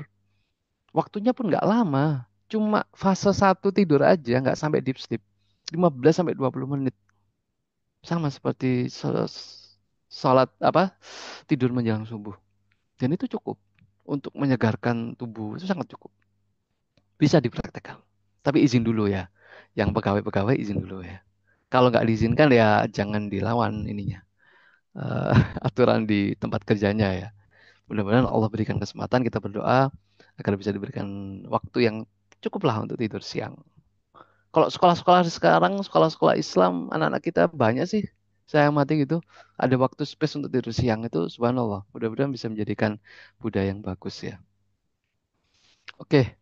eh Kemudian waktu duhur, ini mungkin cepet aja ya kan waktunya udah sedikit. Waktu duhur, setelah duhur, eh ada majelis ilmu juga. Kalau ada waktu-waktu khusus, ada materi khusus, itu Rasulullah melanjutkan majelis ilmunya, melanjutkan pengajarannya. Kemudian Kemudian waktu duhur juga ini sering Rasulullah mengajak cucu-cucunya untuk sholat di masjid. Kita mengetahui Hasan itu sholat atau mungkin berada di punggungnya Rasulullah ketika beliau sujud. Kemudian sujud Rasulullah itu lama. Itu di waktu-waktu ini. Kemudian Rasulullah menggendong ketika cucunya menangis. Itu Umamah. Umamah bin Abul, Abul As. Itu anaknya Zainab. Cucunya Rasulullah yang pertama itu ya.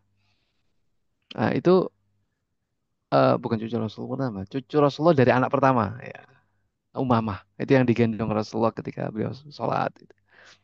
Seterusnya dan seterusnya. Kemudian di waktu duhur juga waktu siang Rasulullah mengontrol pasar. Nah ini aktivitas Rasulullah sebagai pemimpin Madinah pada saat itu kaum muslimin beliau mengontrol pasar untuk melihat kondisi muslimin di situ. Rasulullah muslimin sudah punya pasar ya pada saat itu ya. Meskipun di awal bersaingan dengan pasarnya orang-orang Yahudi, tapi secara cepat sekali karena pasar itu dikonsep dengan konsep yang sangat Islami ya, sesuai dengan syariat, itu bisa mengalahkan pasar Yahudi yang itu sengaja Rasulullah bangun ya, pasarnya kaum Muslim itu di hadapan pasarnya kaum Yahudi. Jadi kalau sekarang pun pasar ini masih ada, teman-teman.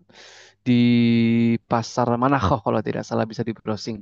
Itu di sisi, jadi kalau keluar gerbang membelakangi kiblat ya, itu sebelah kiri. Jadi sebelah mana itu berarti ya? Kalau sana selatan, berarti sana utara, berarti sebagai barat, ya, sebelah barat, barat laut ya, barat laut. Pasar Manakho namanya. Saya lupa mau mencantumkan gambarnya. Ada gambarnya. Itu masih ada sekarang. Itu pasarnya Nabi Rasulullah SAW. Nah itu dikontrol pasar itu pada siang hari. Kemudian kadang-kadang juga berziarah atau menghadiri undangan para sahabat. Kadang-kadang Rasulullah diundang menghadiri untuk makan atau bahkan hanya sekedar ya Rasulullah maukah engkau menghadiri ke rumahku untuk ya sekedar sholat di rumahku gitu. Ya Rasulullah kalau tidak ada agenda yang sibuk, Rasulullah mendatangi rumah sahabat beliau. Kemudian Rasul juga sholat di situ 2 rakaat bersama dengan sahabat yang lain beberapa. Lihat bagaimana berkahnya rumah itu ya dihadiri, dikunjungi Rasulullah, bahkan dibuat tempat sholat oleh Rasulullah SAW. Mungkin bisa kita tiru ya. Ada orang-orang soleh gitu ya, guru-guru kita atau mungkin siapa, kita undang ke rumah, kita jamu, kita suruh untuk, kita minta tolong untuk doa bersama, kemudian sholat di situ. Allah, Masya Allah. Nah, kemudian aktivitas duhur selesai, kemudian Rasulullah asar ya sholat di masjid. Nah, aktivitas setelah asar itu tidak ada aktivitas di masjid karena itu waktu yang sangat singkat dan tidak disarankan juga ada pembelajaran setelah asar ya, karena di buku tadi itu sudah disempatkan sudah tidak fokus lagi, sudah mau mempersiapkan kegiatan rumah tangga dan lain sebagainya, sudah lelah juga gitu ya. Maka jika ada Rasulullah menghadiri undangan, kalau nggak ada ya beliau pulang. Apa yang dilakukan Rasulullah ketika tidak ada aktivitas? Beliau pulang dan melakukan aktivitas sebagaimana yang Rasulullah SAW lakukan di pagi hari. Apa itu? Rasulullah ketuk satu persatu kembali pintu-pintu dari rumah istri-istri beliau. Ditanyakan kabarnya lagi, diberikan nasihat, diberikan doa. Rasulullah hadir kembali di sore itu ya dengan kondisi terbaik, menjadi sosok suami yang terbaik, Masya Allah. Jadi sehari 2 kali. Meskipun istri Rasulullah banyak, itu rasa keadilannya itu tidak tercederai. Karena bayangkan sehari 2 kali diberikan perhatian yang sangat lebih gitu ya. Oke, nggak usah panjang-panjang di bab ini ya. Susah juga untuk meneladani gitu ya. Oke, agak beda kalau di sore hari ini kalau memang waktunya singkat Rasulullah biasanya mengumpulkan istrinya di satu rumah di tempat istri beliau yang kedapatan giliran jatah hari itu. Misal di hari itu gilirannya Ummu Salamah, Bunda Ummu Salamah ya. Yang lainnya berkumpul di Ummu Salamah, kemudian berdialog di sana, berinteraksi di sana, kemudian kalau menjelang maghrib pulang. Ya begitu ya. Bisa dibayangkan lah ya. Oke. Nah, terakhir adalah berkaitan dengan terakhir sholat maghrib. Saya selalu lupa cantumkan, ya, tidak ada aktivitas khusus di sholat maghrib. Dan menjelang sholat isya juga tidak ada aktivitas yang khusus. Ya itu tadi ya sudah kita bahas di awal. Kalau tidak ada urusan yang sangat-sangat eh, harus segera diselesaikan oleh Rasulullah, Rasul tidur pada isya. Nah, pesan terakhir ya, dua slide terakhir ini mungkin ini sangat familiar di telinga kita, sering kita dengar surat Ali Imran ayat 31, Qul in kuntum tuhibbunallaha fattabi'uni. Katakanlah wahai Muhammad, jadi Rasulullah SAW disuruh berkata kepada kaum muslimin, kepada para sahabat pada saat itu, jika kalian semua tuhibbunallah, em, mencintai Allah, mengeklaim bahwa kalian itu cinta Allah, fattabi'uni. Maka buktikan klaim itu dengan mengikuti aku. Dengan mengikuti aku itu merupakan sebuah perwujudan cinta kalian kepada Allah. Tapi ini bukan cinta yang bertepuk sebelah tangan ya. Kita mengikuti Allah, mengikuti Rasulullah SAW, fattabi'uni tadi, yuhibbukumullah. Allah pun kelak atau niscaya akan mencintai kita. Tidak hanya seperti ya, sebatas itu. Wa yaghfir lakum dzunubakum. Allah pun akan menghapus segala dosa-dosa kita. Wallahu ghafurur rahim. Luar biasa ya. Ketika kita mengklaim bahwa kita cinta kepada Allah, simpel sebenarnya. Ikuti saja Rasulullah SAW. Ikuti sunnah Rasulullah, ikuti aktivitas Rasulullah SAW, maka Allah akan mencintai kita. Dan apa ganjaran yang didapatkan oleh seseorang yang mendapatkan cinta Allah ya. Nah, apabila aku telah mencintainya di hadis Bukhari ini, aku menjadi pendengarannya yang ia gunakan untuk mendengar, penglihatannya yang ia gunakan untuk melihat, tangannya yang ia gunakan untuk berbuat. Rasulullah menjaga kita ya. Rasulullah memprotek kita, Rasulullah memandu kehidupan kita. Dan kakinya bahkan ya gerak gerak kita akan dipandu langsung oleh Allah Subhanahu wa taala. Jika dia meminta kepadaku, pasti aku beri. Cinta ya. Cinta itu mustahil untuk tidak memberi. Jika dia meminta perlindungan kepadaku, pasti akan aku lindungi. Jadi ini mungkin yang kita cari ya selama ini. Ya Allah, kenapa kok doaku tidak dikabulkan? Nah, barangkali ini kita belum mendapatkan utuh cinta dari Allah.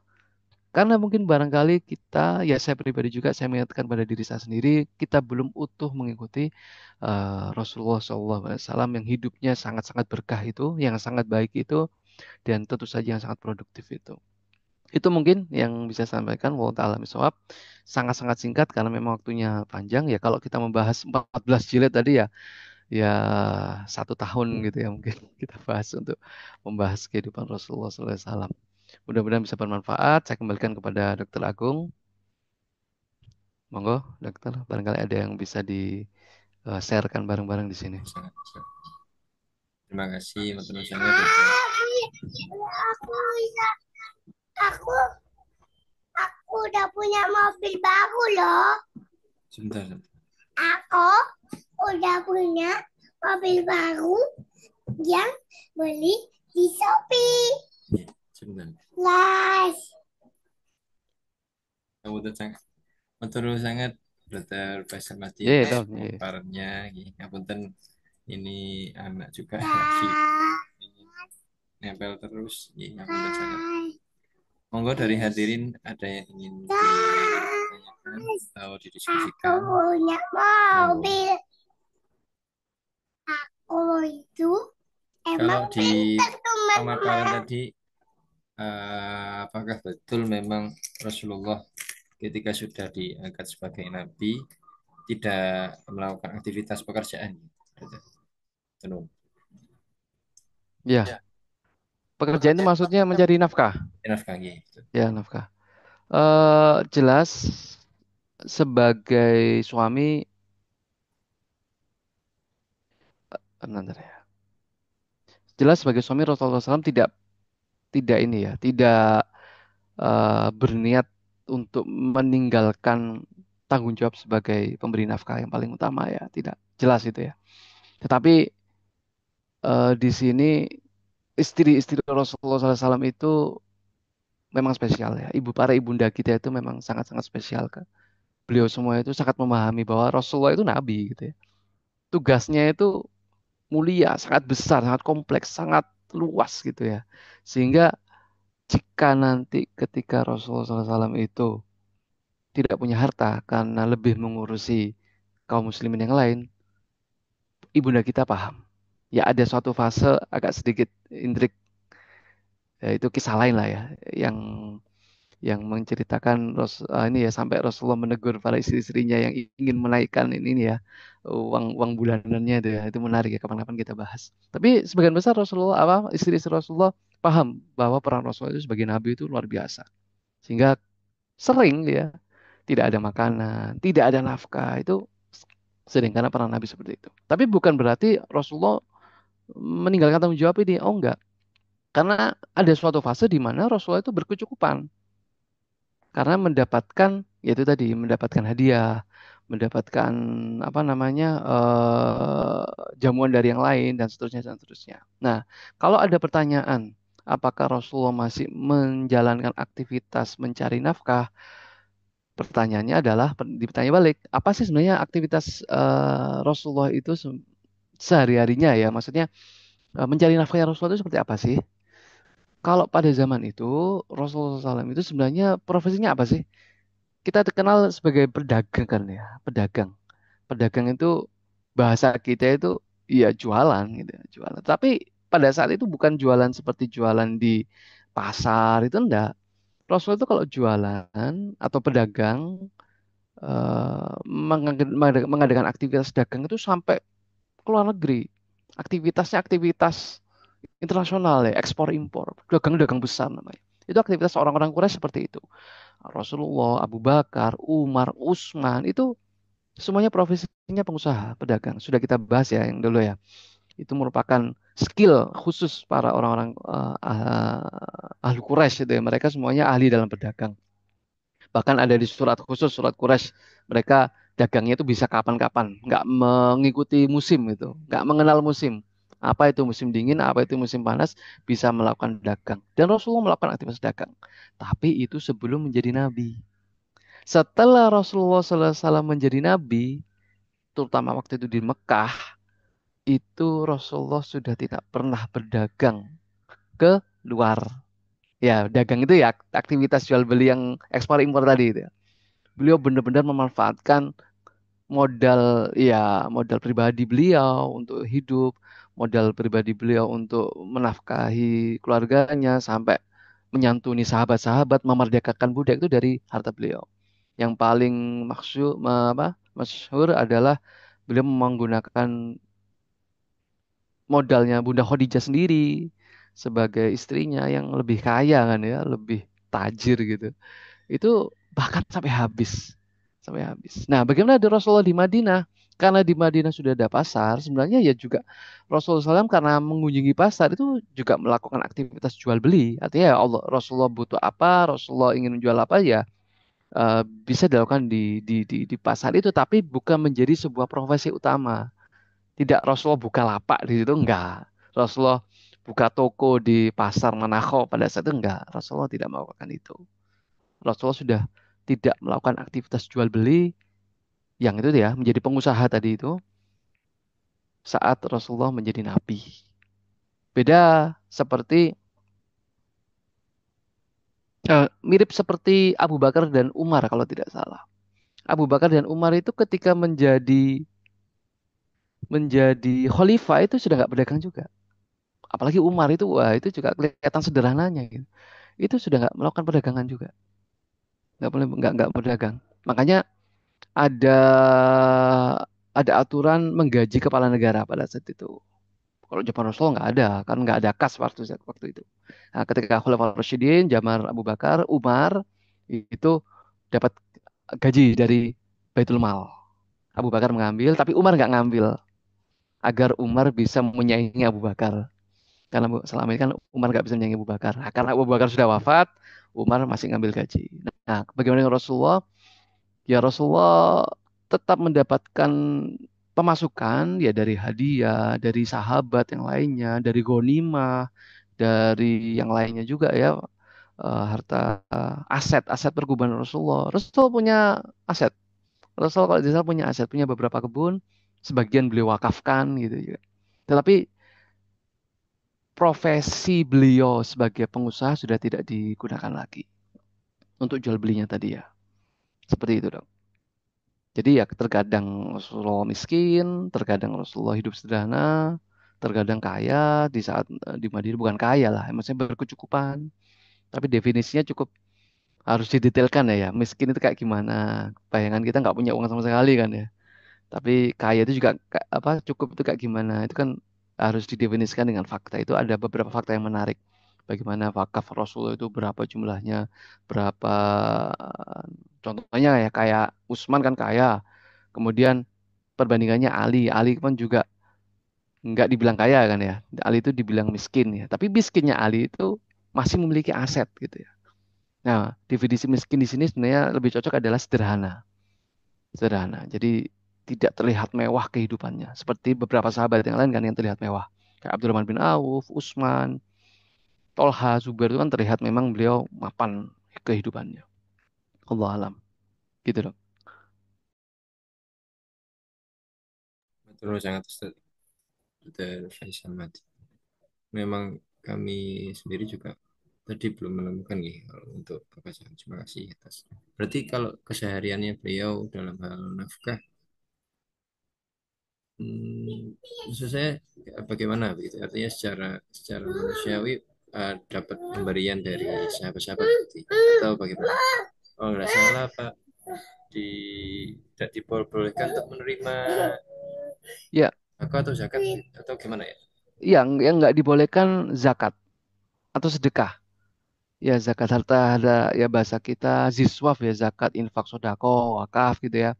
Rasulullah haram. Nggak hanya Rasulullah, Ahlul Bait ya keluarga Rasulullah haram memakan harta dari situ. Makanya ketika ada pemberian dari sahabat, dari seseorang, ditanya, ini hadiah atau zakat atau sedekah gitu ya. Kalau sedekah, Rasulullah salurkan ke yang berhak. Kalau ini hadiah buat aku, ya aku terima dan aku pakai. Ya mungkin ada kalanya aku berikan kepada yang lain juga bisa. Jadi ya income beliau dari hal-hal yang seperti itu. Pernah suatu kali Rasulullah diberikan hadiah dari sahabat beliau yang masih kafir pada saat itu. Aduh saya lupa namanya. Seorang kaya ya. Keponakannya Bunda Khadijah. Itu dikasih jubah. Jubahnya bukan main nih. Jubah Raja Yaman. Itu harganya kalau mau dikonversikan ke rupiah itu eh puluhan juta, apa ratusan juta gitu lah. Mahal banget. Itu punya Rasulullah itu. Rasulullah pernah memiliki harta sebahal itu. Di waktu-waktu sederhananya di Madinah ya. Kalau di Mekah kan jelas sebelum jadi Nabi beliau kaya jelas bersama Bunda Khadijah. Tapi kalau pada saat itu beliau pernah mendapatkan hadiah. Kemudian akhirnya beliau jual atau mungkin kalau nggak salah diberikan ya kepada eh, siapa anaknya Haris Usama bin Zaid. Usama kalau tak Umamah ya. Anak beliau, anak angkat beliau atau cucu angkat beliau itu. Jadi Rasulullah SAW itu kalau mau ditanya nafkahnya bagaimana ya pasang surut ya jelas ya. Tapi kalau dari pemasukan ya bisa dari kalau misalnya kalau ada peperangan ya dapat ghanimah tapi banyak banyak nggak dapatnya ya kalau ghanimah ini ya habis dibagikan kepada sahabat tapi Rasulullah sesekali mendapatkan atau kalau tidak mendapatkan hadiah-hadiah dari sahabat kecuali zakat. Kalau zakat atau sedekah itu nggak boleh. Rasulullah diharamkan memanfaatkan harta itu dan keluarganya juga diharamkan. Sampai yang kita kenal ini ya kurma bahkan sebiji kurma ya Masya Allah ini sangat detail Rasulullah. Jangan sampai harta haram masuk ke dalam keluarganya itu dimakan sama Hasan atau Husain itu. Tahu itu harga zakat itu dicongkel gitu. Sudah mau ditelan itu dicongkel sama sama Rasulullah di mulutnya Hasan itu. sampai mau muntah. Keluarkan, keluarkan ini haram gitu. Saking sangat detailnya untuk terhindar dari harta haram. Gitu lah. Mudah-mudahan bisa Masya Allah. menjawab Allah alam. Iya, betul sangat. Jazakallah khair. Dr. Faisal Mahdi. Mungkin satu pertanyaan lagi terakhir kalau ada dari hadirin. Apabila tidak ada karena memang waktu yang sangat terbatas, mohon maaf karena Dr. Faisal Mahdi, matur nuwun atas rawuhnya dan hadirin sekalian. Kita akhiri kajian pada pagi hari ini. Apabila berkenan untuk memimpin doa Dr. Faisal. Baik, izin Bapak Ibu sekalian, muslimin muslimat rahimakumullah, kita tutup atau mungkin sempurnakan ya majelis kita pada pagi hari ini dengan berdoa. Semoga di tengah keberkahan ini Allah mengijabahi doa kita. Kita awali dengan istighfar bersama-sama. Astagfirullahaladzim, astagfirullahaladzim, astagfirullahaladzim. Hamdan yu'afi ni'amahu yukafi mazidah. Ya Rabbana lakal hamdu kama yanbaghi li jalali wajhika wa 'azimi sultanik. Allahumma shalli wa sallim ala sayyidina Muhammadin wa ala alihi washabihi ajmain walhamdulillahi rabbil alamin. Allahumma inna nas'aluka lisanan ratiban bi dzikrik wa qalban maf'uman bi syukrik wa badanan hayyinan layyinan bi ta'atik.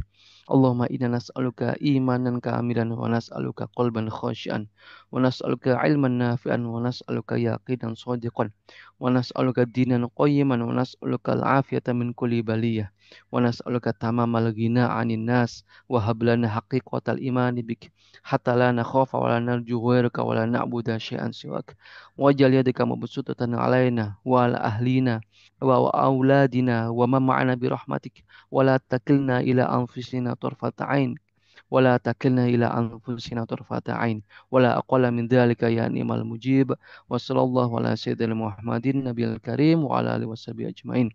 Allahumma inna nas'aluka min khairi ma sa'alaka minhu nabiyyuka Muhammad sallallahu alaihi wasallam wa na'udzu bika min syarri masta'adzaka minhu nabiyyuka Muhammad sallallahu alaihi wasallam wa antal musta'an wa alaikal balagh wa la haula wa la quwata illa billah. Rabbana atina fid dunya hasanah wa fil akhirati hasanah wa qina adzabannar. Subhana rabbika rabbil izzati amma yasifun wa salamun alal mursalin walhamdulillahirabbil alamin. Betul sangat. Kita akhiri dengan bacaan alhamdulillah, alhamdulillah dan doa kafir majlis. Bismillahirrahmanirrahim. Subhanakallahumma Subhanakallahumma wa bihamdika asyhadu an la ilaha illa anta astaghfiruka wa atubu ilaik. Terima kasih dan mohon maaf sebesar-besarnya. Ihdinas siratal mustaqim. Wassalamualaikum warahmatullahi wabarakatuh. Waalaikumsalam warahmatullahi wabarakatuh. Betul, betul. Iya, sama-sama. Sangat